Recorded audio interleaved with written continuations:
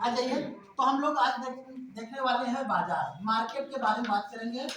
बाजार, बाजार मार्केट, ठीक है ना। ये बाजार क्या है, मार्केट क्या है, इसके कुछ बेसिक कॉन्सेप्ट को हम लोग ध्यान में रखते हुए और आज इस बाजार से संबंधित एक सुप्रीम कोर्ट में एक मुद्दा भी है। आज 19 मार्च है, 19 मार्च को ही एक जो गूगल बाबा है और ठीक है ना, और आपका NCLT और CCI, इन सब के बारे में भी हम बात करेंगे। इनके बीच में एक मुकदमा है और वो मुकदमे की सुनवाई संयोग से आज ही है और इस पे आज हम लोग बात भी करेंगे थोड़ा सा, ठीक है ना। तो सबसे पहले हम जानने के लिए CCI क्या है ना। CCI एक कमीशन है ना, इसे हम कहेंगे कंपटीशन कमीशन ऑफ इंडिया, है ना। कंपटीशन कमीशन ऑफ इंडिया, भारतीय प्रतिस्पर्धा आयोग, ठीक है ना। ये क्या है, कब स्थापना हुई थी इसके बारे में हम लोग बात करेंगे, है ना। और ये है national companies law applied tribunal, है ना, NCLT। ये जो CCI के द्वारा कुछ भी ऐसे जो इसके एक्टिविटीज है, जो काम है, ठीक है ना, उसके खिलाफ अगर कोई अपील करना होता है किसी भी उद्योगपति को या किसी को भी करना होता है इसके, तो NCLT के पास जाता है, उसके बारे में भी हम लोग बात करेंगे। अच्छा, आज मुद्दा है क्या, काहे को वहाँ पे आज सुनवाई हो रही है, उसके बारे में भी हम बात करेंगे।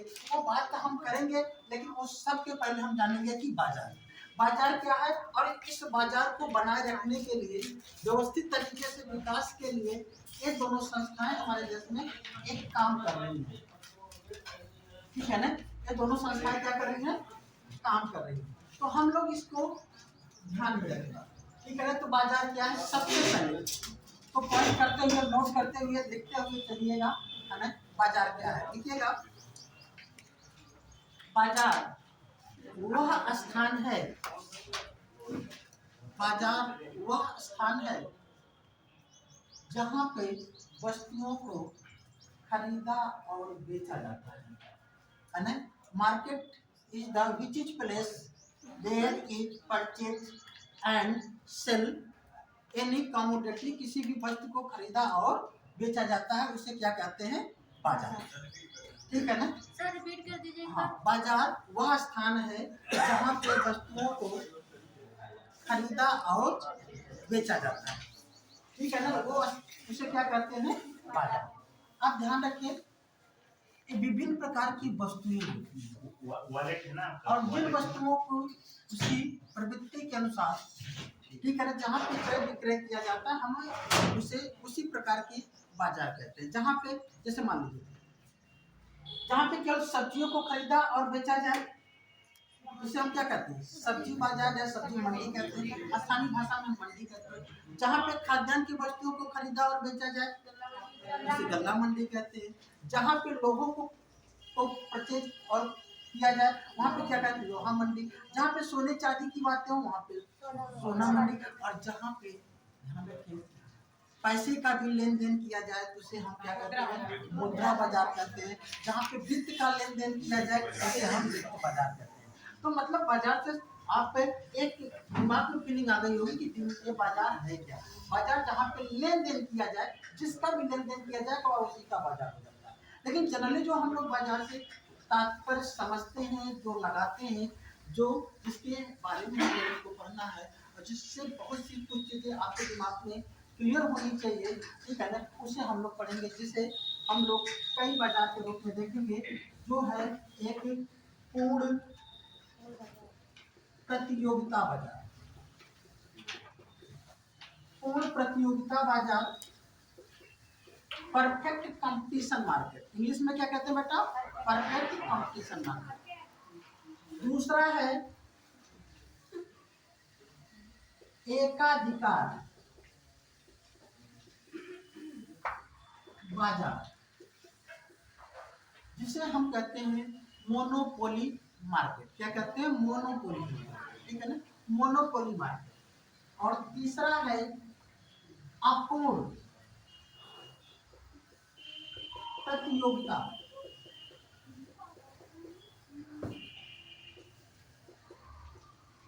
है ना मोनोपोलिस्टिक कंपटीशन मार्केट, अपूर्ण प्रतियोगिता बाजार, ठीक है ना।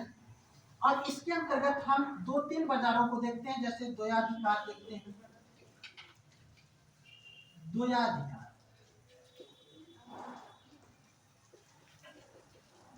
क्या देखते हैं, फिर द्वयाधिकार, फिर हम देखेंगे यहीं पे अल्पाधिकार, ठीक है। जहाँ पे अधिकार का मतलब है कि उसकी सोवरेनिटी वहाँ पे जाती है। ग्लोबलिस्टिक कंपटीशन मार्केट, और इसे क्या कहते हैं, ऑलिगोपोली। आपने दया का क्या लिखा है?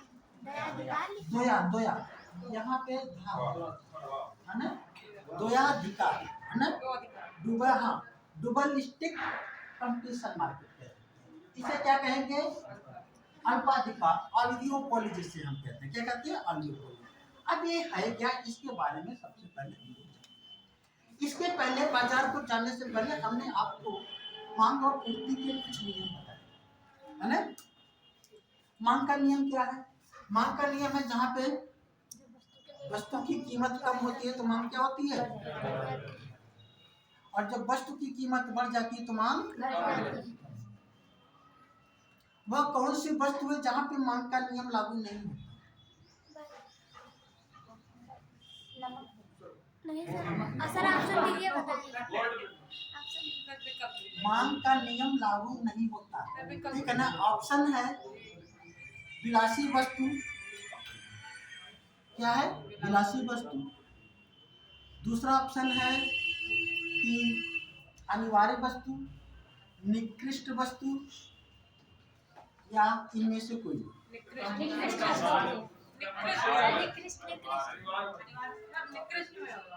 निकृष्ट वस्तु, है ना, इंफीरियर गुड्स, वहाँ पे मांग का नियम लागू नहीं होता है। मांग का नियम क्या कहता है, मांग का नियम ये कहता है कि अगर वस्तु का मूल्य कम हो रहा है तो उसकी मांग बढ़ेगी, मूल्य कम हो रहा है तो मांग बढ़ेगी, और मूल्य बढ़ रहा है तो मांग घटेगी। ये तो मांग का नियम है।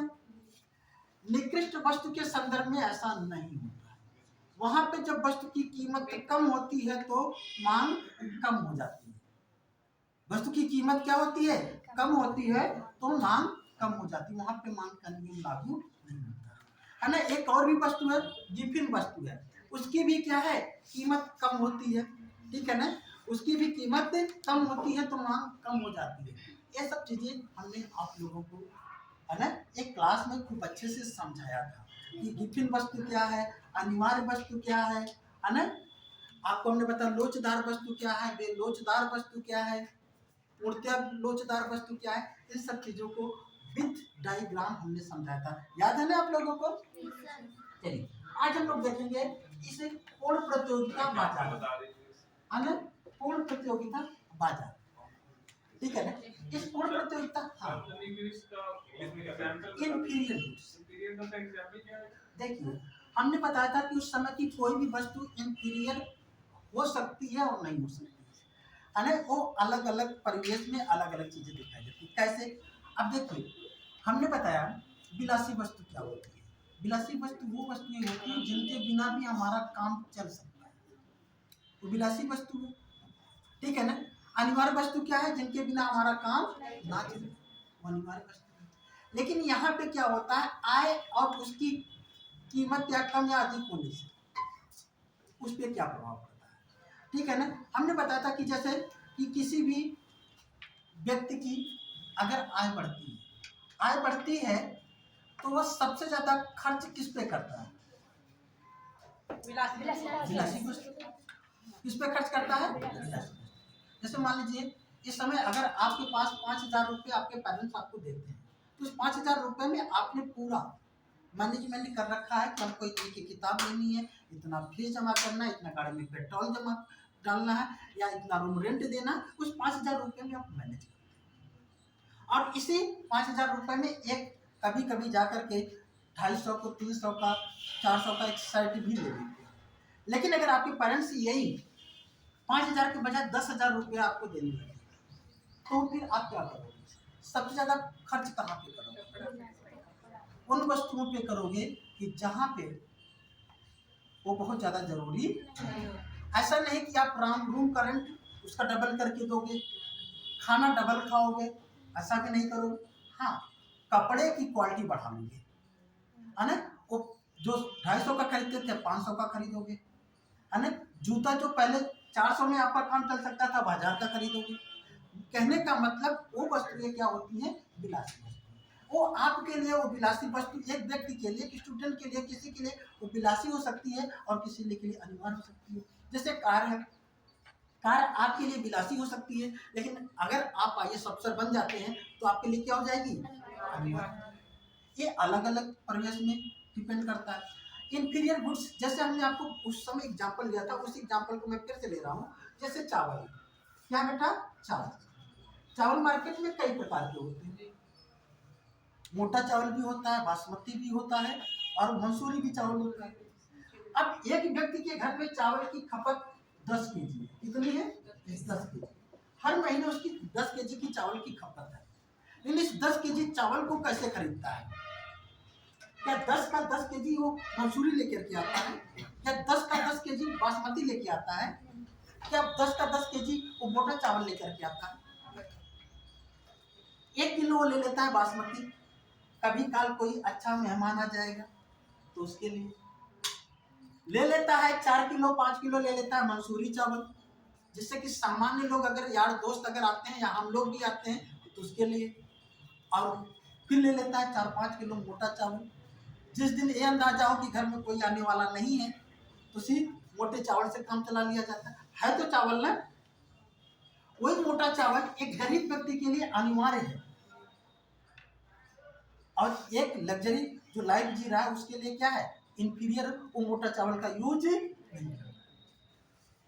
अब मान लीजिए इस 10 किलो चावल पे आपको 500 रुपए खर्च करने होते हैं। क्या होते हैं, 500 रुपए खर्च। अब ये मोटा चावल है जो आपकी दृष्टि से उसे आप लेना नहीं चाहते हो, लेकिन लेते इसलिए हैं क्योंकि 500 रुपए से ज्यादा आपका बजट अलाउ नहीं है। तो उसमें आप 5 किलो 4 किलो क्या लेते हैं, मोटा चावल। अब मोटे चावल की कीमत कम हो जाए तो नियमता यही है ना कि उसकी मांग बढ़ा देनी चाहिए। लेकिन जब मोटे चावल की कीमत कम होती है तो आप मोटे चावल की मांग नहीं बढ़ाते, बल्कि उसके जो 4 किलो खरीद रहे थे उसको 3 किलो ही खरीदते हो।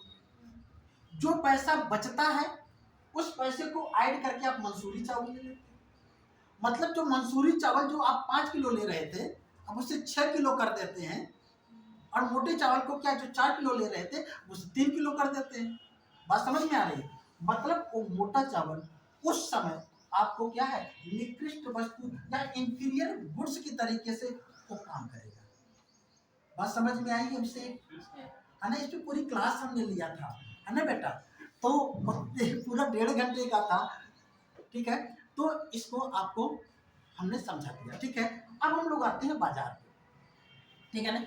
बाजार व्यवस्था, इस पे हम लोग बात करेंगे। बाजार की अगर हम बात करें तो हम लोगों को इसके बारे में ध्यान रखना है। पूर्ण प्रतियोगिता बाजार, इसके कुछ बेसिक कॉन्सेप्ट हैं, मान्यताएं हैं, ठीक है ना। उस मान्यताओं को आपको लिखने की जरूरत है, फिर हम लोग समझते हुए चलेंगे। लिखिएगा, पूर्ण प्रतियोगिता बाजार, परफेक्ट कंपटीशन मार्केट।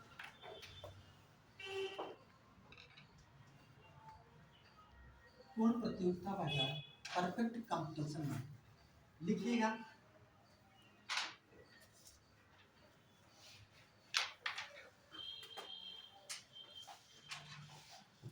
पूर्ण प्रतियोगिता बाजार में पॉइंट करते हुए आप लिखेंगे। क्या करेंगे, पॉइंट करते हुए। पहला लिखिएगा पॉइंट। इस प्रकार के बाजार में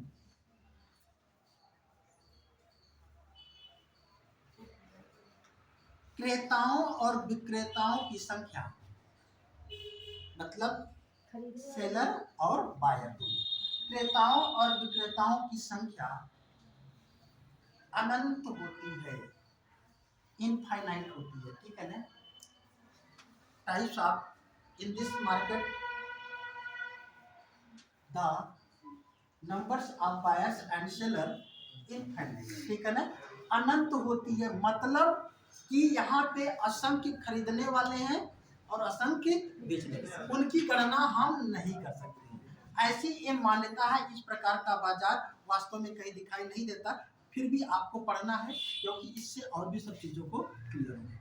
ऐसा बाजार जहाँ पे खरीदने वालों की संख्या बहुत ज़्यादा है, बहुत ज़्यादा का मतलब अनंत है, काउंटेबल नहीं है, और बेचने वालों की भी संख्या क्या है, वहाँ पे अनंत है। इसका मतलब ये होगा कि जब अनंत है, इनफाइनाइट है, तो कितनी भी वस्तुएं अगर वहाँ पे जाएंगी तो सब वस्तुएं खरीद ली जाएंगी, सब वस्तुएं क्या होंगी, खरीद लिख लीजिएगा। इस प्रकार के बाजार में इस प्रकार के बाजार में ऐसी मान्यता है कि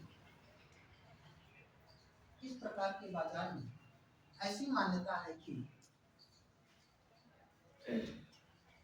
वस्तुएं पूर्ण रूप से क्रय कर ली जाएंगी,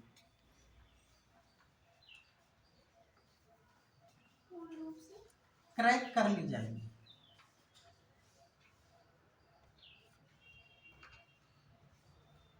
ठीक है, लिख लीजिएगा।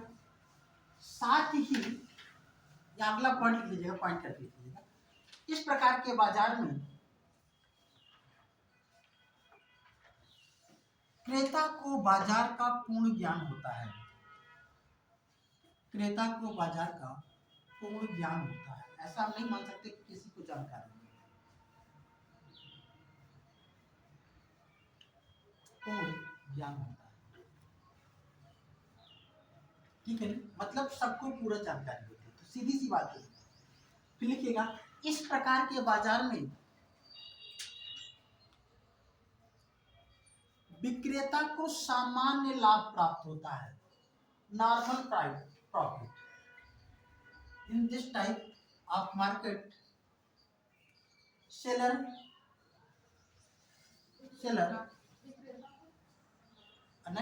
टेक द नॉर्मल प्रॉफिट, है ना।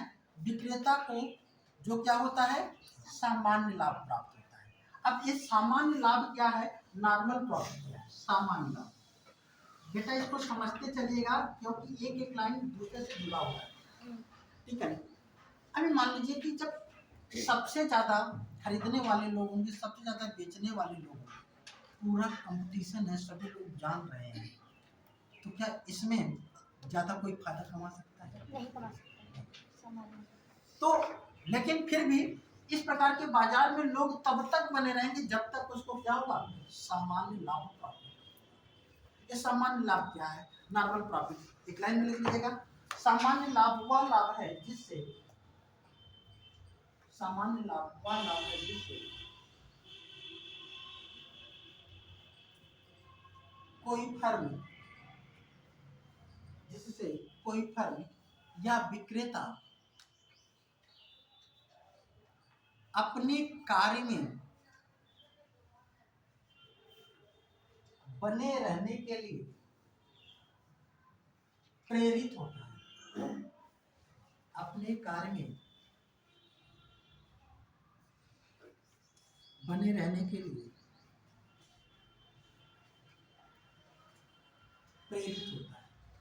मतलब कि वह अगर इतना लाभ नहीं प्राप्त करेगा तो वह अपने काम में नहीं।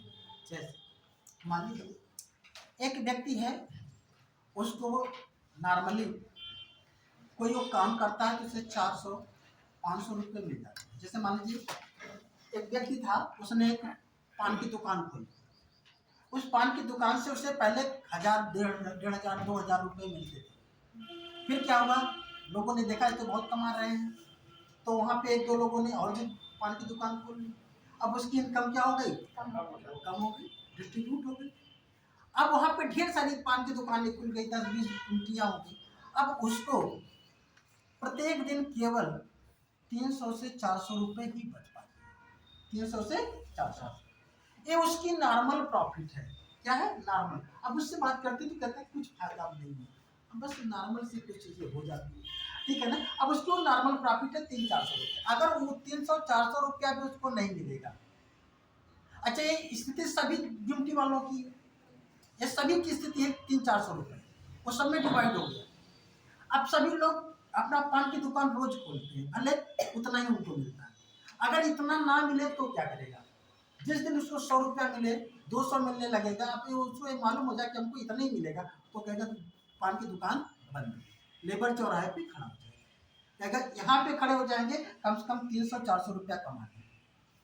अगर कम से कम उसे 300-400 रुपया अगर नहीं मिलेगा तो उस काम को नहीं करेगा। तो इस प्रकार की फर्मों में बहुत ज़्यादा प्रॉफिट नहीं होता है, नॉर्मल प्रॉफिट ही होता है, इसलिए लोग उसमें लगे रहते हैं। लोग क्या होते हैं? लगे रहते हैं। अगर इसमें लोग लगे रहेंगे तब इस कंडीशन में क्या होगी? इस प्रकार के बाजार में नई फर्मों का प्रवेश नहीं होता है और पुरानी फर्में छोड़ करके नहीं जाती हैं।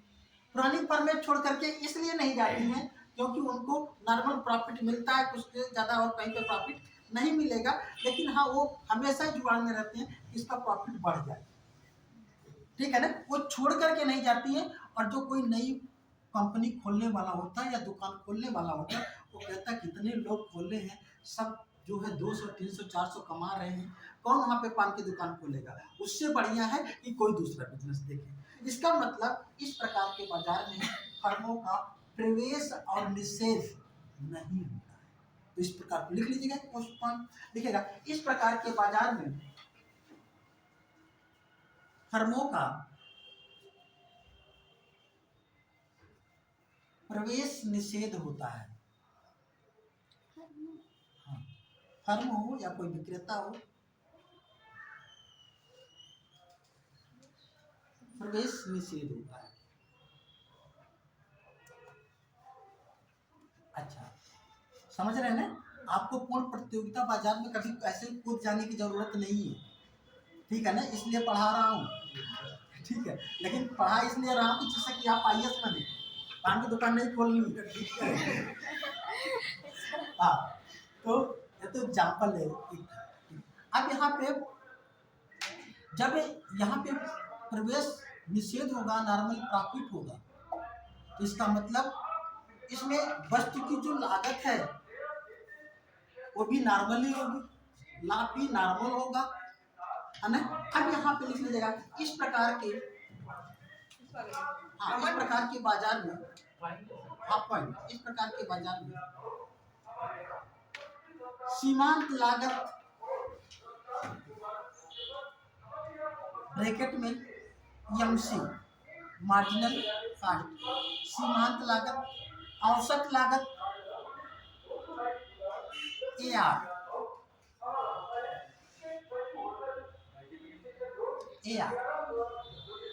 एवरेज रेवेन्यू, यहाँ पे लिखिएगा सीमांत आय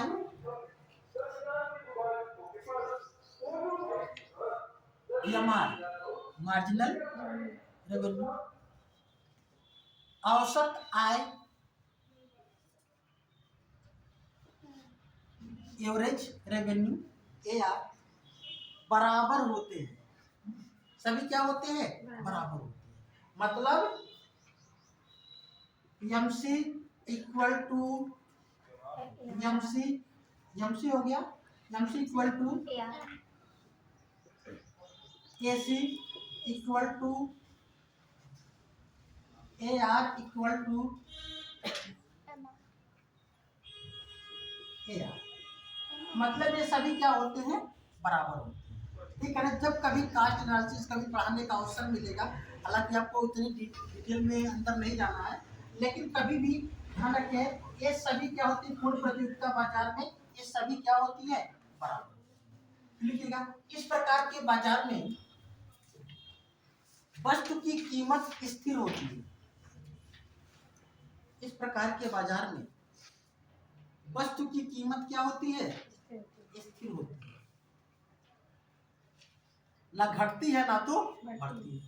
अब ये घट बढ़ क्यों नहीं सकती? इसलिए कि कोई भी विक्रेता अगर अपनी वस्तु की कीमत बढ़ाए तो यहाँ पे मान्यता हमने पहले ही बताया था कि जो क्रेता है उसको पूर्ण ज्ञान है कि इतने में सामान बिक रहा है और इतने क्या है असंख्य लोग बेचने वाले हैं, तो सीधा वो जैसे ही कोई बढ़ाएगा उससे ना लेकर के बगल से ले लेगा, जिसका मतलब वो बढ़ाएगा तो सफल नहीं हो पाएगा क्योंकि अपॉर्चुनिटियाँ बहुत ज़्यादा, तो बढ़ाएगा नहीं क्योंकि उसका सामान कोई नहीं खरीदेगा। अगर कोई ये सोचे कि हम अपना कम करके बेच भी लें, मतलब बढ़ा नहीं पा रहा, कम कर लेते हैं। क्योंकि मान्यता है कि असंख्य लोग हैं, असंख्य जो वस्तुएं बिक जाती हैं, तो आप कम करके भी बेच लोगे तब भी बिक जाएगी, और जो नॉर्मल जो प्राइस है तब भी बिक जाएगी। तो जब बिकी जाएगी तो कम करके बेचने से कोई फायदा, इसीलिए इस प्रकार के बाजार में वस्तु की कीमत ना तो बढ़ती है और ना ही, क्लियर हो रहा है? Yes sir. चलिए, तो ये था पूर्ण प्रतियोगिता बाजार। इसमें एक चीजें और भी ध्यान लीजिएगा, लिखेगा इस प्रकार के बाजार में मांग वक्र, इस प्रकार के बाजार में मांग वक्र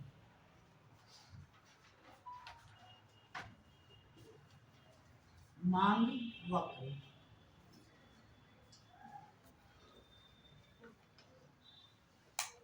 है ना, हमेशा क्षैतिज होता है, हॉरिजॉन्टल, क्षैतिज होता है इस तरीके से। ये क्या है?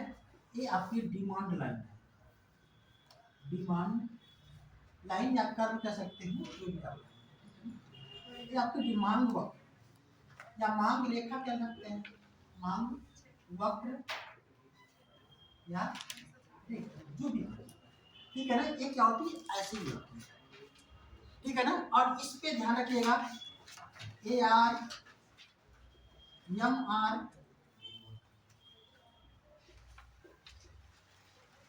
एम सी, ऐसे सभी क्या होते हैं? सब बराबर। और यहाँ पे कीमत भी क्या होती है? स्थिर होती है। कीमत क्या होगी? स्थिर।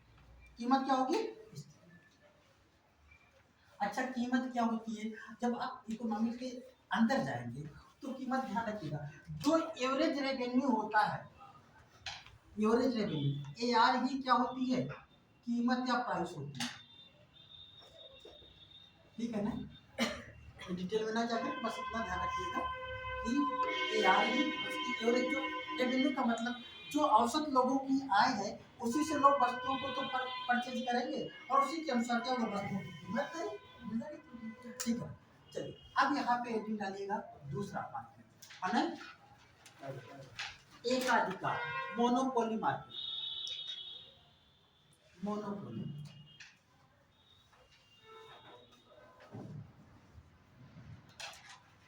ध्यान रखिएगा, मोनोपोली का मतलब हमने क्या बताया? यहाँ पे इस प्रकार के बाजार में बेचने वाले की संख्या एक और खरीदने वाले की संख्या, खरीदने वाले की संख्या अनंत होगी। देख लीजिएगा, इस प्रकार के बाजार में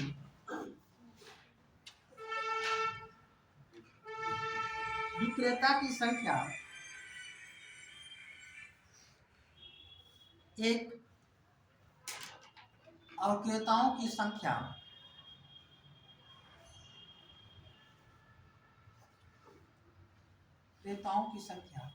अनंत होती है। हाँ, और क्रेताओं की संख्या क्या होगी? आप सोचिए, जब खरीदने वाले ढेर सारे लोग हैं और बेचने वाला एक, तो क्या करें? मन मौजी, ठीक है ना। तो इस प्रकार की बाजार में भी, इस प्रकार की बाजार में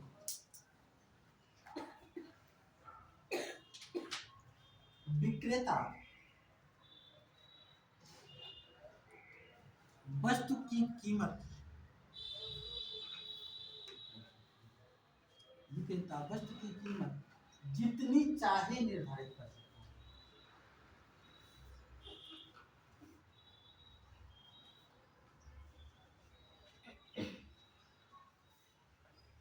कभी कभी जब घर के गलियों में जाते हैं, सब्जी वाले से पूछते, भैया आलू कैसे हो गया था? 50 रुपया किलो। अब उसको ये मालूम है कि ये यहीं से खरीदेंगे, इनके पास कोई विकल्प नहीं है, तो आप 50 रुपया किलो लेते हो, लेकिन कितना बुदबुदाते हो, है ना। एक अधिकारी हो गए हो, लूट लो जो चाहे, मतलब कहते हैं कि मतलब ये है एक अधिकार, मतलब वहां पे आपके पास विकल्प नहीं है। फिर भी अगर वो 1000 रुपया किलो कर दे तो आपको पूर्ण रूप से नहीं हो पाएगा। अगर 1000 कर दे तो अपन हम जा रहे हैं सीतापुर सब्जी मंडी से लेके आए, यस है ना। यस मतलब कि एकाधिकारी के उसके पास करेक्टर है, ऐसी मान्यता हम जो बता रहे हैं इसके अनुसार, ये जो सैद्धांतिक रूप से इसका ये मानना है कि यहाँ पे एक ही बेचने वाला है और उसका कहीं पे दूसरी वस्तु वो मिलेगी। देख लीजिएगा, इस प्रकार के बाजार में वस्तु विशेषीकृत होती है, यूनिक वस्तु होगी जो कोई दूसरा और नहीं बेच पाएगा, वस्तु विशेषीकृत होती है।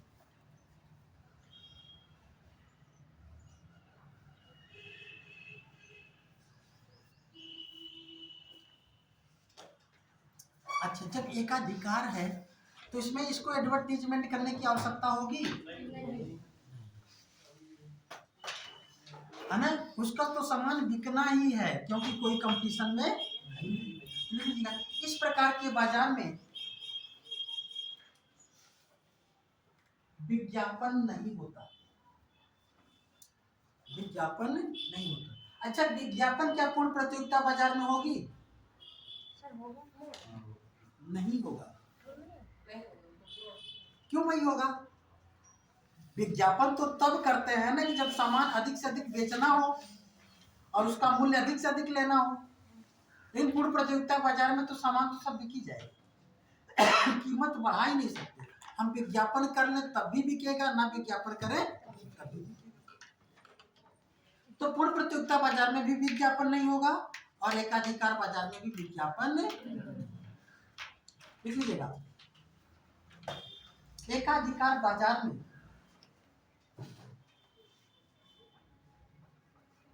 मांग वक्र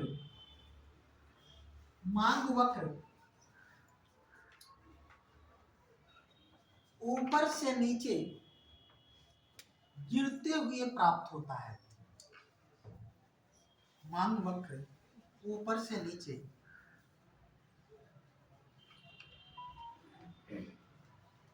गिरते हुए प्राप्त होता है। ठीक है ना, ऊपर से नीचे गिरते हुए प्राप्त। ये तो है आपका पूर्ण प्रतियोगिता बाजार और क्या, एकाधिकार बाजार। ये दोनों ही स्थितियां किसी भी बाजार में दिखाई नहीं, ये दोनों ही स्थितियां किसी भी बाजार में दिखाई नहीं देती हैं। ये सिद्धांत है, आपको ध्यान में रखना है। जो स्थितियां दिखाई देती हैं वह दिखाई देती हैं अपूर्ण प्रतियोगिता बाजार। अब लिखिएगा अपूर्ण प्रतियोगिता बाजार।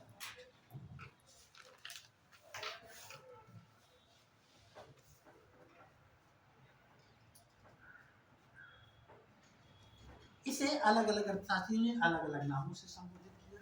किसी ने कहा एकाधिकृत प्रतियोगिता बाजार है, किसी ने कहा कि अल्पाधिकार है, किसी ने कहा कि द्वयाधिकार। द्वयाधिकार का मतलब है कि बाजार में जब बेचने वाले दो हों, बेचने वाले दो हों। अगर बेचने वाले अगर दो होंगे तो क्या करेंगे? कंपटीशन तो रहेगा पहले जबरदस्त। कंपटीशन जबरदस्त है तो कौन ज्यादा सामान बेच सकता है, कंपटीशन आ जाएगा। लेकिन अगर इन दोनों ने अगर कार्टेल बना लिया, तो समझौता कर लिया, तो कि ये काम करेंगे सामान इतने से कम पे नहीं बेचना है, तो क्या होगा?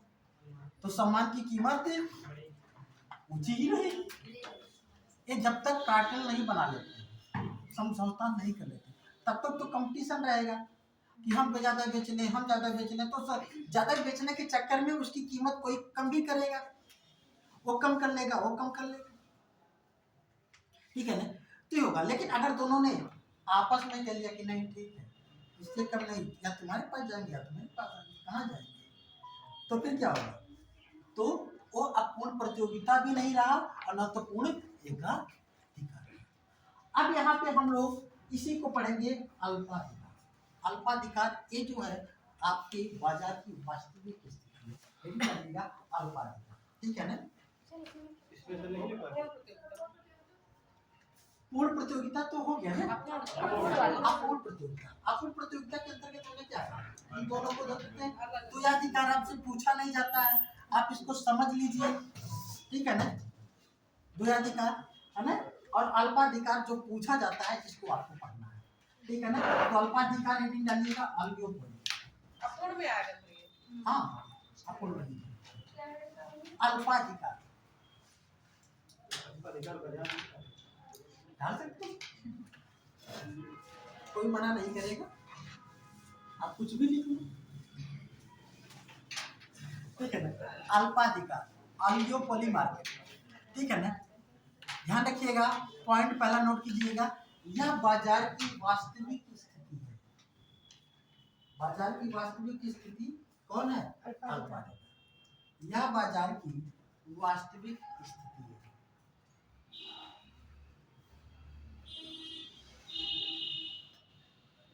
यह बाजार की क्या है? वास्तविक। कहने का मतलब कि यही स्थिति बाजार में पाई। इसमें क्या हुआ, लिख लीजिएगा, इस प्रकार के बाजार में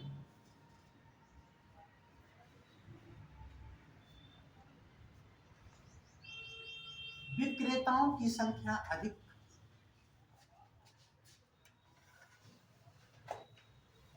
विक्रेताओं की संख्या अधिक और क्रेताओं की संख्या अत्यधिक पाई जाती है।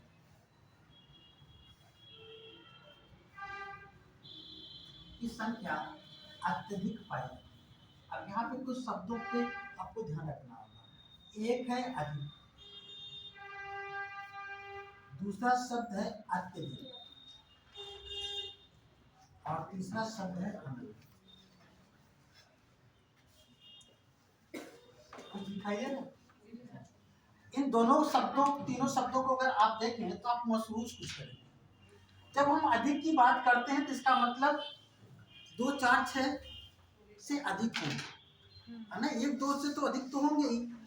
इनकी संख्या जब हम अधिक की बात करते हैं तो सामान्यतः दिमाग में आता है कि ये 10, 12, 15 भी हो सकते हैं, 20 भी हो सकते हैं, 25 भी हो सकते हैं, जो वर्तमान में हम लोगों को बाजार में दिखाई देता है ना। 10 वाले 10, 15 बेचने वाले, 20 बेचने वाले, 25 बेचने वाले, 50 बेचने वाले, मतलब वो अधिक है, अत्यधिक नहीं है। अत्यधिक का मतलब जब इसमें 400-500 लोग हो जाए तो अत्यधिक हो जाए। तो जो बेचने वाले हैं वो अधिक हैं और खरीदने वाले अत्यधिक हैं, मतलब अधिक से भी अधिक। मतलब जब हम अत्यधिक कहेंगे तो इस रिस्पेक्ट में अनुमान लगाएंगे कि 200 भी, 400, 500, 1000 हो सकते हैं। मतलब ये दोनों स्थितियां काउंटेबल होती हैं। ये दोनों स्थितियां क्या होंगी? काउंटेबल। लेकिन यह जो अनंत है, इनफाइनाइट, अकाउंटेबल नहीं है। पूर्ण प्रतियोगिता बाजार में अनकाउंटेबल की हम बात करते हैं, मतलब काउंटेबल की हम बात ही नहीं कर सकते। किसी को काउंट किया जा सकता है कि उसमें सेलर कितने, उसमें बायर कितने। लेकिन अगर हम अल्पाधिकार में बात करेंगे तो यहाँ पे उसको काउंट किया जा सकता है, ठीक है ना। तो जो बेचने वाले होंगे वो अधिक होंगे और जो खरीदने वाले होंगे वो अत्यधिक होंगे। इस शब्दों के आधार पर क्वेश्चन आता है अल्पाधिकार में, है ना। क्रेताओं की संख्या होती है अधिक, अत्यधिक, अनंत या इनमें से कोई नहीं, तो क्या होगा? क्रेताओं की संख्या अत्यधिक लिखाया है ना। विक्रेताओं की संख्या अधिक और क्रेताओं की संख्या लिखेगा। इस प्रकार के बाजार में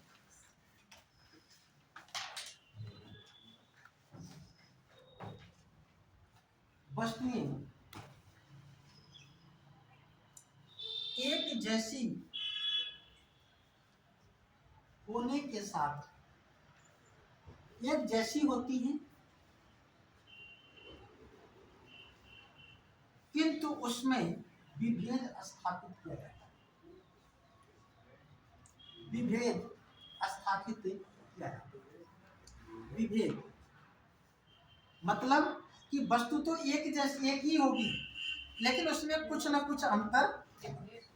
जैसे अगर हम बात करें मार्केट में एक ऐसी कोई वस्तु, जैसे हम अगर बात कर लें बिस्किट, जो बिस्किट मार्केट है, बिस्किट के कितने ब्रांड आप जानते हैं? कितने होंगे, कितने काउंट कर सकते हैं आप? ज्यादा 8, 10, 12 ये आप काउंट कर सकते हैं। हाँ होंगे तो और भी, लेकिन ये क्या है? अधिक, मतलब 10, 12, 15। अगर आप इसमें 10 तो आप काउंट करें तो काउंट नहीं कर पाएंगे। 10 कौन से बिस्कुट के ब्रांड में नहीं काउंट कर पाएंगे ना। हो सकता है कोई कर ले तो 12, 15, मतलब अधिक होते हैं। लेकिन खरीदने वालों की संख्या अधिक होती है, ज्यादा होती है। अच्छा, अब बिस्किट की बात कर रहे हैं, है तो सभी बिस्किट है बेटा, सभी बिस्किट है ना, लेकिन उस बिस्किट में भी थोड़ा थोड़ा सा जो है अंतर कर दिया गया है, स्पेशलाइजेशन कर दिया गया है, उसको कुछ विशेषीकृत कर दिया गया है। जैसे जो टेस्ट पार्ले का मिलेगा वो टेस्ट 2020 का नहीं मिलेगा, जो प्रिया गोल्ड का मिलेगा वो आपका है ना अलग अलग है भाई, ठीक है ना, वो चीजें नहीं मिलेंगी। है तो सभी बिस्किट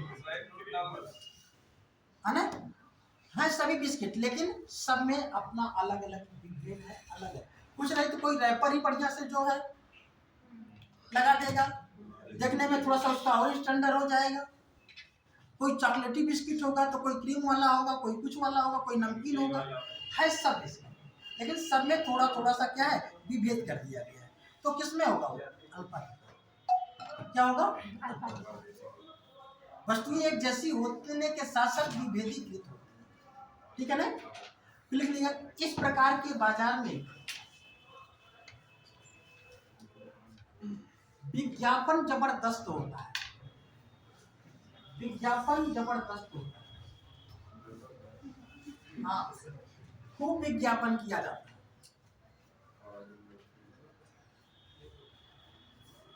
इस प्रकार के बाजार को गला काट प्रतियोगिता भी कहते हैं। गला काट प्रतियोगिता, इस प्रकार के बाजार को गला काट प्रतियोगिता भी कहते हैं।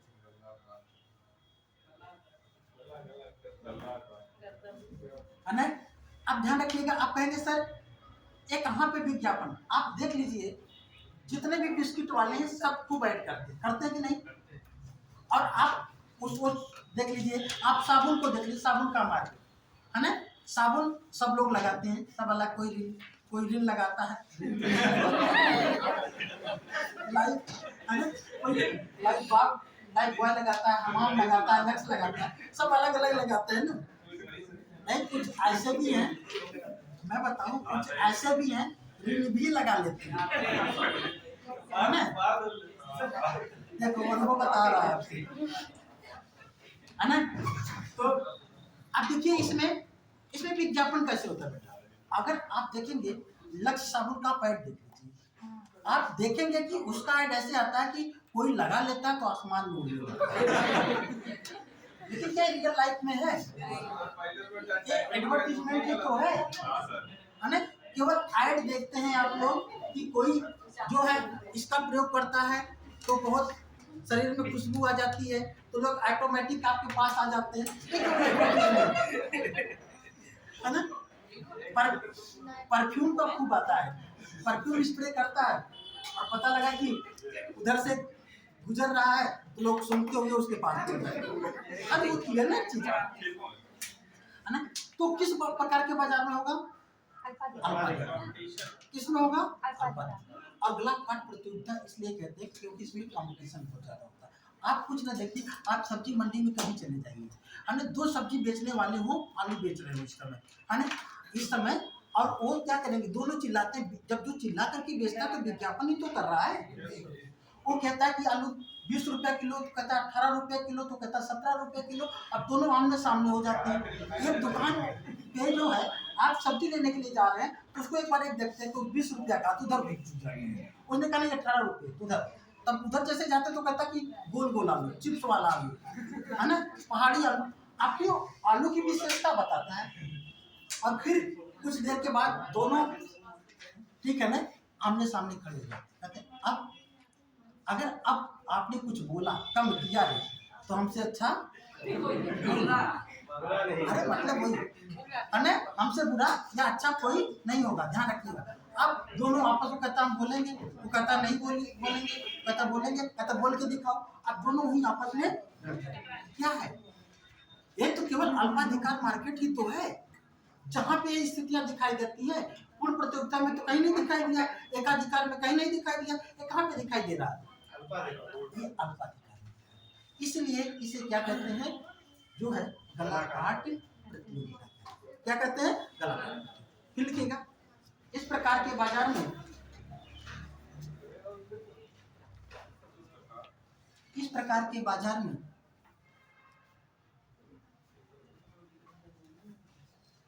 वस्तु की कीमत में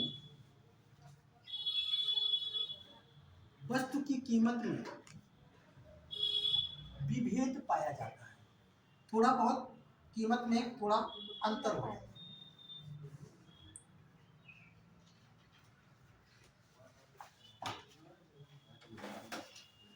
वस्तु की कीमत में क्या पाया जाता है?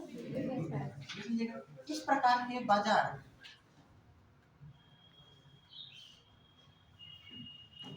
में मांग वक्र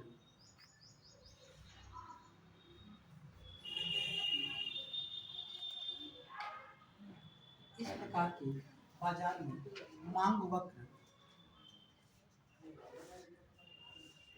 ऊपर से नीचे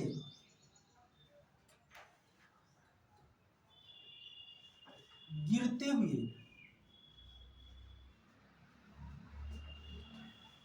कम ढाल वाला होता है। ऊपर से नीचे गिरते हुए कम ढाल वाला होता है। मतलब ध्यान रखिएगा,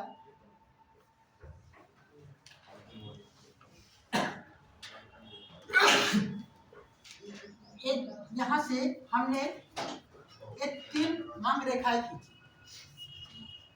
इसमें सबसे ज्यादा ढाल इसमें है, इसमें इससे कम है और इसमें सबसे।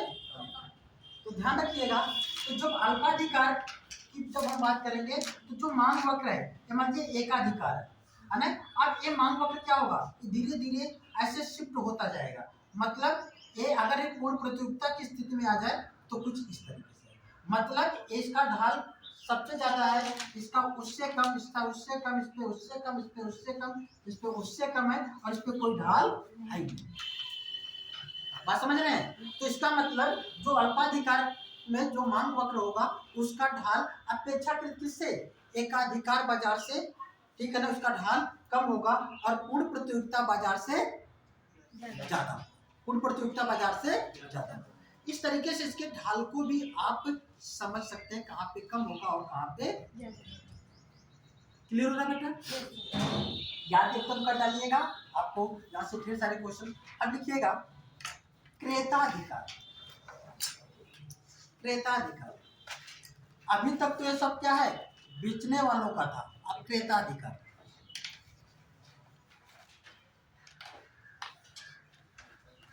क्रेताधिकार किसे कहते हैं, ठीक है ना, लिख लीजिएगा।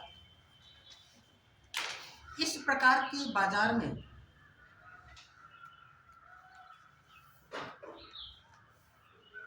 इस प्रकार के बाजार में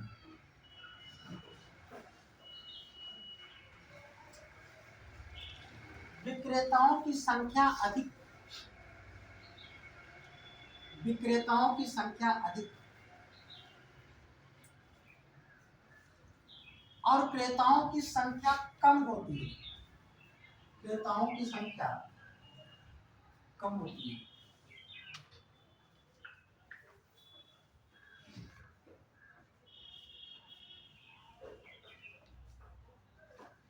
ठीक है ना, मतलब बेचने वाले ज्यादा होंगे और खरीदने वाले क्या होंगे।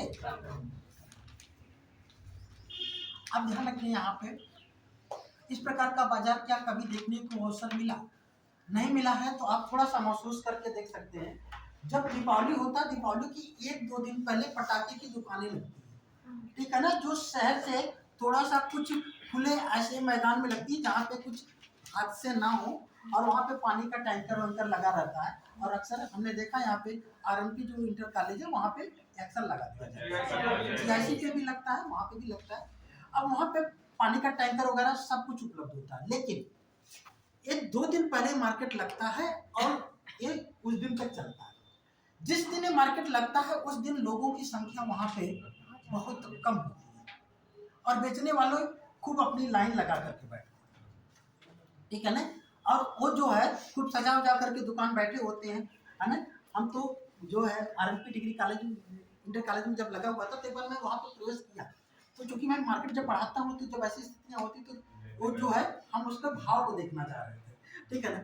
जैसे इस प्रकार के मार्केट में जैसे ही आप एंट्री करेंगे वहाँ पे तो पता लगा कि 50 तो वहाँ पे बैठे हुए हैं। अब कोई 2-4-6 लोग आ रहे हैं तो दुकान घूम रहे हैं, तो जैसे ही एंट्री करेंगे वैसे देखने लगेंगे, भैया कोई हाथ उधर से इधर आ जाइए, कोई इधर आ जाइए, है ना।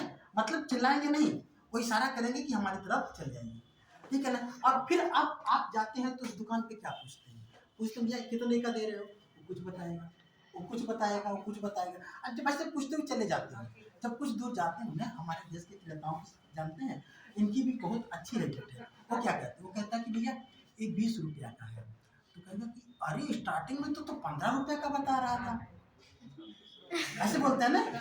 अभी सब्जी मंडी में लोग जाते हैं तो सब्जी लेने के लिए, देखिए इधर से क्या होते हैं, एंट्री करते हैं, तो पूछते जाते हैं, 2-4 दुकान की बात करते हैं, अच्छा वो पहला वाला दुकान वाला ना, वहाँ पे इसको 20 रुपये किलो बता रहे थे, वो तो 15 रुपये किलो दे रहा था, हमने नहीं लिया, है ना। तो दीदी नहीं पढ़ रहा है, बहन नहीं पढ़ रहा है, वो खुद वो करेगा कि महंगा हो गया, लेकिन वो तो कम दे रहा है, आगे बढ़ जाएंगे। ऐसे पूछते हुए सबको बताएंगे कम देता जा रहा है, और नहीं भी कम दिया है तब भी बताएंगे कम देता है ना। ऐसी पीरियड में होता कम होता। हाँ, तो अब ध्यान रखिएगा, इस प्रकार के बाजार में जहाँ पे क्रेता अधिकार है, तो यहाँ पे वस्तु की कीमत कौन निर्धारित कर रहा है? अब उस और भी जो बाजार आपने देखे वहाँ पे कीमत कौन निर्धारित कर रहा था? क्रेता। पूर्ण प्रतियोगिता बाजार में तो न तो क्रेता निर्धारित कर सकता था, ना तो विक्रेता। जो कीमत फिक्स है तो फिक्स है, लेकिन एकाधिकार में क्या हो रहा था, कीमत का निर्धारण कौन कर रहा था? विक्रेता कर रहा था, वो जितना चाहे उतना निर्धारित कर ले रहा था। अल्पाधिकार में भी क्या हो रहा था, कीमत का निर्धारण विक्रेता ही कर रहा था, लेकिन वो कंपटीशन को समझते हुए वो फ्लेक्सिबिलिटी को अपनाता था कि अच्छा 10 रुपये में नहीं बिक रहा तो 8 रुपये में बेच लो, ठीक है ना, 6 रुपये में बेच लो, मतलब निर्धारित वो करता था, लेकिन वो भी पूर्ण रूप से एकाधिकारी की तरीके से वो काम नहीं कर पा रहा था। वो मार्केट के आधार पर, लोगों की एक्टिविटी के आधार पर, डिमांड के आधार पर वो अपने मूल्य को कम करने के लिए मजबूर होता था कि नहीं। लेकिन इस प्रकार के बाजार में वो सामान का निर्धारण कर ही नहीं पा रहा है, वो बता तो रहा है ना कि कितने में, इतने में, लेकिन आप क्या कर रहे हो, 10 रुपये में, 15 रुपये में। इस प्रकार के बाजार में वस्तु की कीमत का निर्धारण कौन करता है? क्रेता करता है। कौन करता है? क्रेता। लिख लीजिएगा, इस प्रकार के बाजार में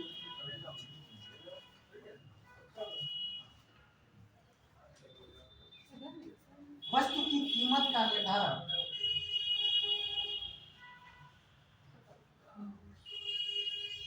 क्रेता के द्वारा किया जाता है। कीमत का निर्धारण क्रेता के द्वारा किया जाता है।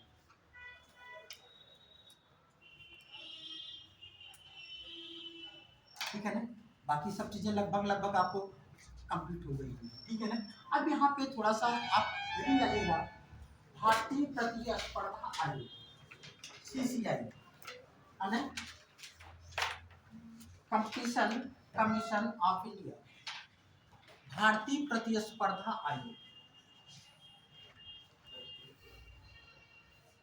CCI, हाँ CCI, competition commission of India, भारतीय प्रतिस्पर्धा आयोग, ठीक है ना। ध्यान रखिएगा, भारतीय प्रतिस्पर्धा आयोग का गठन कब और क्यों किया गया, लिख लीजिएगा। इसका गठन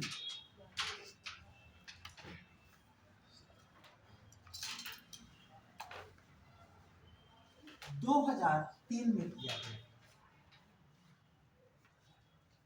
यह एक वैधानिक संस्था है, संवैधानिक नहीं है, वैधानिक है। यह एक वैधानिक संस्था है जो 2002 में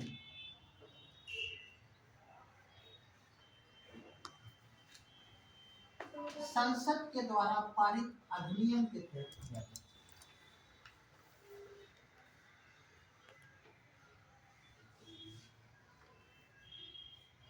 पारित अधिनियम के तहत किया गया। अब यहाँ पे क्वेश्चन आ जाए, है ना, भारतीय प्रतिस्पर्धा आयोग अधिनियम कब पारित हुआ? तो भारतीय प्रतिस्पर्धा आयोग अधिनियम 2002 में पारित हुआ, लेकिन इसका गठन कब किया गया, वास्तव में इसका स्वरूप एक कब आया, 2003, ठीक है ना। लिख लीजिएगा, इसका मुख्यालय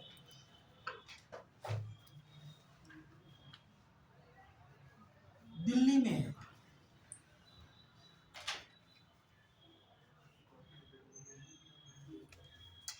इसका मुख्यालय दिल्ली में है। इसकी एक खंडपीठ, एक ही खंडपीठ है, चेन्नई में है,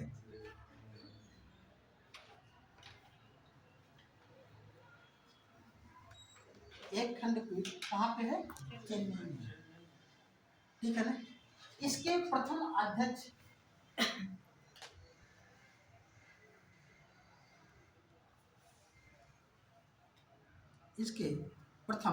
अध्यक्ष धर्मेंद्र कुमार थे।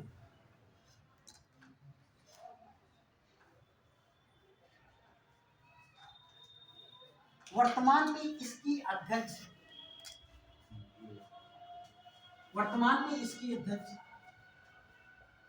श्रीमती रवनीत कौर। कौन है बेटा? श्रीमती रवनीत कौर है। श्रीमती रवनीत कौर, जो मई 2023 से इसकी अध्यक्ष है।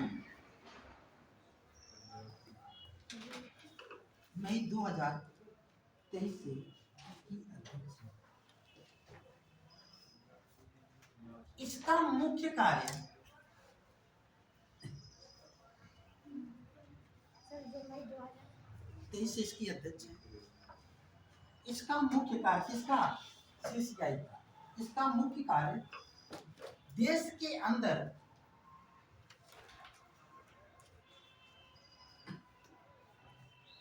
स्वस्थ प्रतियोगिता को बढ़ावा देना,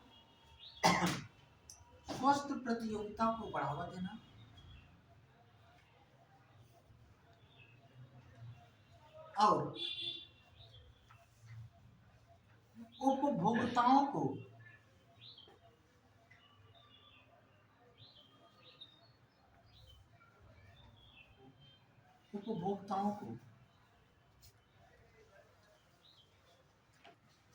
संरक्षण प्रदान करना है।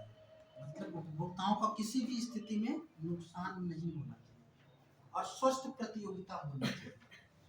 उपभोक्ताओं को संरक्षण प्रदान करना। ठीक, चलिए अभी हम इसके बारे में थोड़ा सा आप इंट्रोड्यूस हो। अब हम बात कर लेते हैं इसके बारे में। ठीक है ना। लिखिएगा, राष्ट्रीय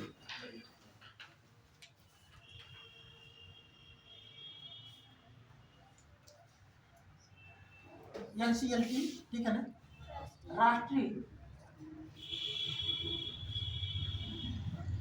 कंपनी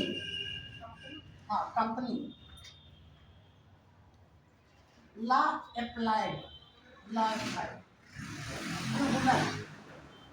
ट्रिब्यूनल है ना। इसे क्या कहेंगे? नेशनल कंपनी कानून प्राधिकरण। हिंदी में कहेंगे राष्ट्रीय कंपनी कानून प्राधिकरण। ठीक है ना, कानून प्राधिकरण।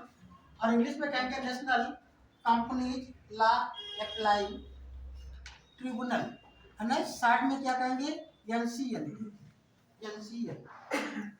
ठीक, लिखिएगा। इसकी स्थापना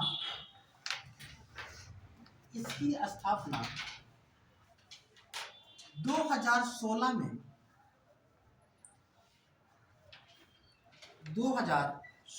की गई।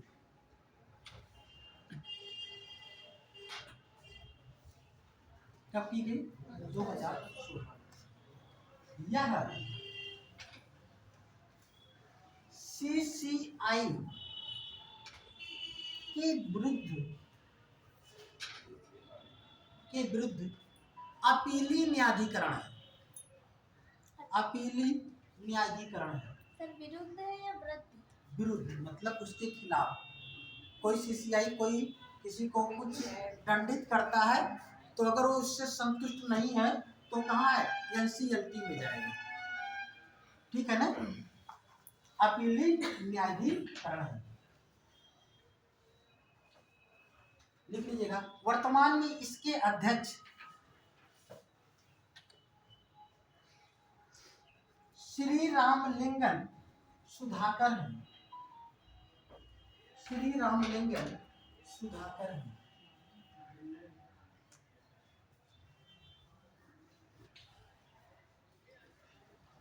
श्री रामलिंगन सुधाकर ठीक है, फिर लिख लीजिएगा। एनसीएलटी के निर्णय के विरुद्ध अपील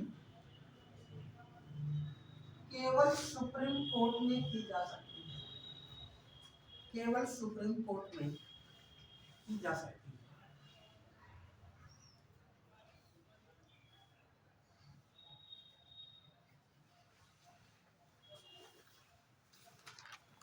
चलिए अब हम लोग थोड़ा सा आ जाते हैं। आज हमने अभी स्टार्टिंग में ही बताया था कि सुप्रीम कोर्ट में एक मुकदमा की आज सुनवाई होने वाली थी, जो इस CCI है ना के द्वारा जो कुछ फाइन लगा दिया गया है ना, इसके ऊपर, गूगल के ऊपर, तो वहाँ पे आज ये सुनवाई होने वाली है। वो मामला क्या है थोड़ा सा हम लोग 10-15 मिनट में इसको भी समझ लेते हैं, क्योंकि यह एक ज्वलित और बहुत ही महत्वपूर्ण मुद्दा बन गया है। अभी आप लोगों ने सुना होगा कि एक जो है दबे बंद से कुछ लोगों ने एक आवाज उठाई है, ठीक है ना, और उसमें एक अमेरिका में रहने वाले भारतीय मूल के हैं मित्तल साहब, उन्होंने कहा है digital east India company, digital east India company किसे कहा है? गूगल को क्या कहा है? Digital east India company. Digital east India company एक क्यों कह रहे हैं, ठीक है ना। दरअसल में आपको मालूम होना चाहिए कि आज भारत में गूगल ने अपना बहुत ज़्यादा प्रसार कर चुका है। हर घर में मोबाइल है और हर व्यक्ति के लगभग पास मोबाइल पहुंचता जा रहा है, और हर मोबाइल में गूगल के सभी फीचर्स उसमें इनबिल्ट हैं। आप कोई भी एंड्रॉयड में मोबाइल लेंगे उसमें गूगल के ही फीचर्स इनबिल्ट होते हैं कि नहीं? अब गूगल तो चलिए ठीक है, इनबिल्ट है, ये हमको सेवाएं दे रहा है, ये हमारी लिए अच्छी बात है, लेकिन जब ये हमारी उस सेवा के बदले बहुत ज़्यादा चाहत रखने लगे, तो कहीं न कहीं पे हमारे देश के नागरिकों को पहले किसी का आदी बनाया जाए, और फिर इसके बाद जब आदी बनने के बाद उनसे पैसा लिया जाए, और अच्छा थोड़ा मोड़ा नहीं, एक बहुत बड़ा अमाउंट लिया जाए, तो वो क्या होगा? क्या यह अच्छी बात है? इसलिए ये जो हमारा, ठीक है ना, CCI है, इसने इस पे जो है नकेल कसनी शुरू की। बात तब की है आज के 2.5-3 साल पहले, जब गूगल बाबा ने या गूगल ने, ठीक है ना, जो सुंदरराम पिचाई हैं उनको अध्यक्ष बनाया। इस समय गूगल के अध्यक्ष वही है ना, अब वो अध्यक्ष बना दिया।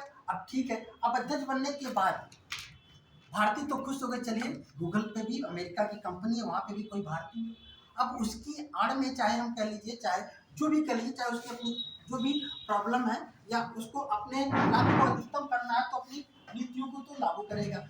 अब उसने किया क्या कि 2.5-3 साल पहले उसने घोषणा क्या की, ताकि गूगल पे जो प्ले स्टोर है, प्ले स्टोर से जहाँ पे हम लोग सभी प्रकार के ऐप्स को डाउनलोड करते हैं, उस ऐप्स में ऐसे भी ऐप्स हैं, ठीक है ना, जैसे हमारा ही कुछ ऐप्स है, ठीक है ना, उस ऐप्स पे क्या होता है कि कोई भी अगर ऑनलाइन ट्रांजैक्शन हो रहा है, तो गूगल ने कहा कि कोई भी देनदारी अगर इस ऐप्स के माध्यम से होगी, तो उसका 30% कितना, 30% वो गूगल के पास जाएगा। किस लिए? क्योंकि हम आपको एक सिक्योर सर्विस सुविधा दे रहे हैं, ठीक है ना, इसके लिए सिक्योर सर्विस सुविधा हम 30% आपसे लेंगे, ठीक है ना।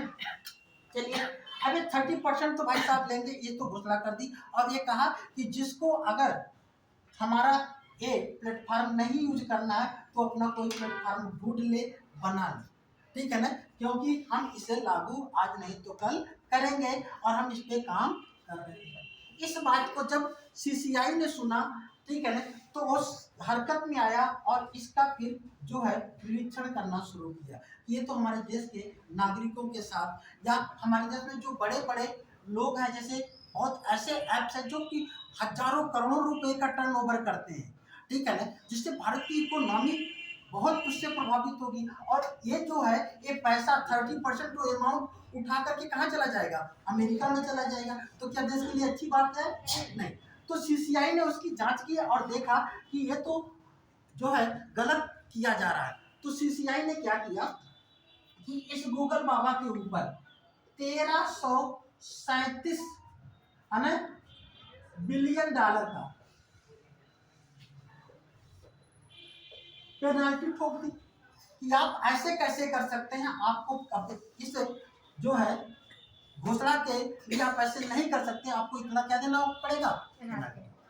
साथ ही एक और भी कहा, फिर उस पर और भी नकेल कसने के लिए देखा कि जो है गूगल बाबा क्या करते हैं, जितने भी एंड्रॉयड फोन है उसमें सब इनबिल्ड केवल इसी का होता है, कोई और ऐप्स में कुछ और किसी का कोई प्लेटफॉर्म दिखाई ही नहीं देता। तो उसने कहा कि ये भी आपने गलत किया है, आपने वो जो एक प्रोसेस बना रखा है कि किसी का कुछ और भी ऑप्शन ना दिखाई दे, केवल आप ही दिखाई दे, इसका मतलब आप पूर्ण प्रतियोगिता का या प्रतिस्पर्धा का क्या कर रहे हैं, विरोध कर रहे हैं। उसके इसके आधार पर उसने 936 बिलियन है ना डॉलर का और भी क्या लगा दिया पेनाल्टी, सब टोटल जाकर के कितना पेनाल्टी हो गया, 22,000 में बेटा, ठीक है ना, 22,000 बिलियन डॉलर। तो 22,000 है ना, 22,000 कितना हो जाएगा, 73 हो जाएगा, 73 डॉलर के लगभग हो गया है ना, बिलियन डॉलर हो जाएगा, ठीक है ना, ध्यान रखिएगा। अब इतना इन्होंने ठोक दिया, जब ये ठोक दिया तब ये क्या करेंगे, अब ये चिल्लाना शुरू किया है कि हम नहीं देंगे। अभी तो केवल हमने घोषणा की थी, हमने तो लगाया तो है नहीं, और घोषणा करने के बाद आपने इतना ठोक दिया है। सीसीआई ने कहा ना आपको पैसा देना होगा, ये पेनाल्टी देनी होगी। ये कहाँ चले गए भाई साहब, इसके एनसीएलटी के पास, एनसीएलटी के पास गए कि भैया ये तो हमारे ऊपर सीसीआई ने बहुत गलत कर दिया है, हम पैसा नहीं देंगे, हमने तो ऐसी घोषणा की और हमको लेना चाहिए, हम ये पैसा नहीं देंगे। अब एनसीएलटी के पास सीसीआई ने भी अपना तर्क दे दिया कि देखिए इन्होंने इसका उल्लंघन किया है, ये भी तो इंडिया की संस्थान है, विदेश की तो है नहीं कि अमेरिका की उनकी बातों पे आप, तो इसने कहा कि हमारी बातों को तो आप थोड़ा सा ध्यान रखिएगा। एनसीएलटी ने देखा और उस पर तुरंत जो है गूगल को कहा कि आपको ये भुगतान करना है, और आपको ये भुगतान करना होगा, और एक काम और भी करना होगा, आप इस राशि का 10% आप तुरंत इसको जमा करें। कितना, 10% तुरंत जमा करें। अब ये भाई साहब ये पैसा भी ना खर्च हो, इसके लिए कहाँ चले गए, सुप्रीम कोर्ट। कहाँ चले गए, सुप्रीम कोर्ट, क्योंकि हमने बताया ना एनसीएलटी के विरुद्ध अगर कहीं पे अपील की जा सकती है तो कहाँ पे, सुप्रीम कोर्ट। अब ये सुप्रीम कोर्ट गए। अच्छा, इसी बीच इन्होंने एक और भी किया, गूगल ने हमारे देश के कुछ 60-70 बड़े डेवलपर्स जो ऐप्स का निर्माण कर रहे थे, उनके पास क्या भेज दी, एक नोटिस भेज दी कि आप अपनी आय का 30% तो नहीं लेकिन 15% तुरंत जमा करें। क्या करें, तुरंत जमा करें। अब इस बात को जो है ले करके वो बड़े बड़े जो डेवलपर्स थे वो लोग जो है बड़ा मुद्दा बना लिए, और उसमें ध्यान रखिएगा जैसे आपका बहुत से कुकू एफएम है, ये बहुत बड़ा ब्रांड हो गया है, ठीक है ना, साथी.com है, बहुत से लोग उस पर रजिस्टर किए होंगे, अपना देखते होंगे, उनके पास आता होगा, ठीक है ना। तो इस सब बड़े बड़े ब्रांड, तो ऐसे इसने क्या किया, जिन्होंने नोटिस जारी की नहीं किया, और उसने क्या किया 10 ऐसे ऐप्स को डिलीट कर दिया, अपने अकाउंट से क्या कर दिया, डिलीट कर दिया। और इस पे जो है ये मामला जबकि सुप्रीम कोर्ट में पहुंचे हैं, और यहाँ पे सीसीआई ने भी कहा, ठीक है ना, कहा कि साहब इनकी बातों को सुनने से पहले हमारी बातों को, हमारी दलीलों को भी सुन लीजिए। इसने भी अपना पक्ष रख दिया। अब यहाँ पे ऐसा नहीं लगता है कि सुप्रीम कोर्ट इनको कोई राहत देने वाला है, ठीक है ना। और जब इन्होंने इस 10 एक्ट को डिलीट किया तो जानते हैं क्या हुआ, तो और भी बातें बिगड़ गई, और जब बातें बिगड़ गई तो भारत सरकार के सामने आई। भारत सरकार, ध्यान रखिएगा, ये तो सब निर्णय भारत सरकार के पास है ना कि आप हमारे देश में कितना कारोबार कर सकते हो, कितना कारोबार नहीं कर सकते। और मैं आपको एक बात बताऊं, आपको आप जान करके चौंक जाएंगे कि इस 2023 में जो गूगल को 305 जो $1,000 मिलियन का जो फायदा हुआ, कितना 305, इसमें अकेले भारत का कितना है, 92,000 है। कितना है, 92,000 मिलियन डॉलर भारत से लेके। इसका मतलब 305,000 मिलियन डॉलर में 92,000 मिलियन डॉलर किसका है, भारत का। आपको दिखाई देगा कि लगभग हम लोग कितना कंट्रीब्यूट कर रहे हैं इसको, लगभग 25%, है ना, 1/4 से ज्यादा 30%, है ना, 35% हम इसकी इनकम में कंट्रीब्यूट कर रहे हैं। जब इतनी में इनकम कंट्रीब्यूट कर रहे हैं तो इनको भाई साहब को क्या, अगर हमारी कोई एजेंसी ने पेनाल्टी लगा दी तो सरकार को रेवेन्यू मिल रहा है तो देना नहीं चाहिए। जबकि ये ऐसा नहीं कि केवल भारत में ऐसा कर रहे हैं, ये और भी देशों में ऐसा कर रहे हैं। जब और भी देशों में करते हैं, यूरोप में करते हैं तो वहाँ पे लगा दिया जाता है पेनाल्टी, तो भरते हैं। इन्होंने कहा कि भारत में ऐसा ना करने को मिले, क्योंकि सुंदर पिचाई इसके अध्यक्ष हैं, ठीक है ना, तो भारत में हम नहीं देंगे, थोड़ा सा देखते हैं। तो लेकिन इनके ऊपर अब जो भी होगा एक्शन, वो तो बात की बात है, सुनवाई होगी, डिटेल जाएगी कि क्या होगा, एक अलग बात है। लेकिन ये मामला था, और इतना इनकम गूगल हमारे देश से लेके जाता है। तो बातें और भी हम, और एक चीज़ें और भी आपको मैं बता दूँ, भारत का अमेरिका के साथ जो व्यापार है, दोनों का जो व्यापार हमारा उसका है, वो 110 बिलियन डॉलर का है, ठीक है ना, 110 बिलियन डॉलर, और इसका अकेले 92,000 का है, ठीक है ना। तो आप समझ सकते हैं बहुत बड़ा है अमाउंट हमारे देश से कहाँ पे जाता है, अमेरिका जाता है। किसके माध्यम से जाता है, गूगल। और ध्यान रखें, भारत में भी कुछ ऐसा होना चाहिए, ठीक है ना, कि इस तरीके के सर्वर, इस तरीके के प्लेटफॉर्म भारत में डेवलप होना चाहिए। ये गूगल बाबा चाइना में कुछ नहीं कर पाता, इनका एक भी, हाँ, चाइना के अपने खुद के ब्राउजर है, सब उसके खुद के ऐप्स हैं, और इनका एक भी यूज नहीं करता। हम लोग चाइना को नहीं यूज करते हैं क्योंकि सिक्योरिटी पॉइंट ऑफ व्यू से कुछ ऐसे ऐप्स थे, भारत सरकार ने उसे बैन कर दिया। आपको मालूम होगा 2-3 साल, 1.5-2 साल पहले हुआ होगा। तो उसको आज चाइना में घुस नहीं सकते, इंडिया में घुसे हुए हैं, तो इनको रेवेन्यू दे के जाना चाहिए। हाँ?